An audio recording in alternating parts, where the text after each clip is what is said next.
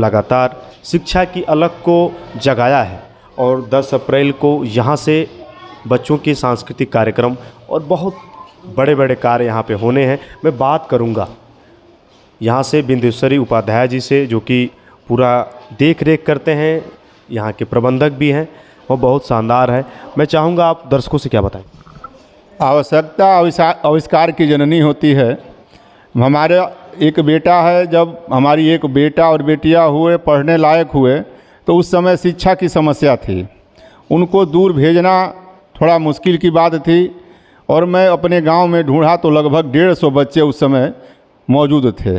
सभी गांव वालों से मिलकर मैंने इस बात की चर्चा किया और गांव के सभी लोगों ने सहयोग किया। गांव के सटे एक जोगा मुसाहिब गांव है, वहां से भी कुछ लोगों से संपर्क किया और पहले साल ही मैं लगभग 300 बच्चों को इकट्ठा करके विद्यालय की शुरुआत किया।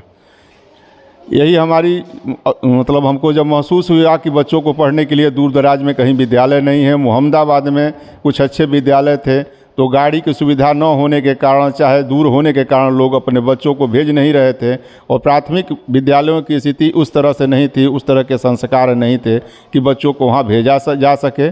इस स्थितियों में मैं खुद बीएससी हूँ और अपना शिक्षा से ही हमारा लगाव रहा। मैं लगातार शिक्षा से जुड़ा रहा। फिर मैंने जब कोई नौकरी वगैरह नहीं मिली तो फिर हम खाली हुए। उस दौरान बच्चों की पढ़ाई की समस्या हुई तो मैंने एक विद्यालय की स्थापना किया। मैं अपने पिताजी के नाम पे, उसी सत्र में हमारे पिताजी गुजरे थे, मैं पिताजी के नाम पे ही इस विद्यालय को स्थापित किया। यही हमारा उद्देश्य रहा। अगर मैं आपसे जानना चाहूँ, जो 10 तारीख को आपने प्रोग्राम रखा है उसमें कौन कौन से लोग आने वाले हैं, आप लोगों को बताएं। इस समय फिर एक नया जो आविष्कार ही कह रहे हैं कि आवश्यकता की जननी है। उस समय ये स्थितियां हैं कि अब एक चीज़ तो मैंने विद्यालय चलाया, लेकिन जब अनुभव कर रहा हूं तो 2 बजे बच्चे जो है कि घर से जब जा रहे हैं तो एक नया शुरुआत कर रहा हूं। उसका उद्घाटन करने के लिए मैं इस क्षेत्र के सांसद आदरणीय श्री वीरेंद्र सिंह मस्त को आमंत्रित किया हूं। वह आ रहे हैं। बच्चे जब 2 बजे जा रहे हैं तो इतना खेल कूद रहे हैं कि शिक्षा 4-5 घंटे हमारे बीच में रह रहे हैं, बाकी 16 घंटा गार्जियन के बीच में रह रहे हैं और गार्जियन बच्चों को मेंटेन नहीं कर रहा है। तो मैं एक नई शुरुआत किया हूं कि बच्चे को डे बोर्डिंग दिन भर अपने पास रखूं, 8 बजे लाऊं और शाम को सूर्यास्त के समय तक रखूं। इसी का उद्घाटन करने के लिए मैं आदरणीय वीरेंद्र मस्त जी को, हमारे यहाँ उप जिलाधिकारी महोदया हैं डॉक्टर हर्षिता तिवारी जी को, ब्लॉक प्रमुख प्रतिनिधि आनंद राय मुन्ना जी को और एक सबसे अजूबा कहा जाएगा एक डॉक्टर निधि मिश्रा है, जो कि दोनों आँख से देख नहीं पाती हैं, अंतर्राष्ट्रीय खिलाड़ी हैं, एशियन गोल्ड चैंपियन हैं।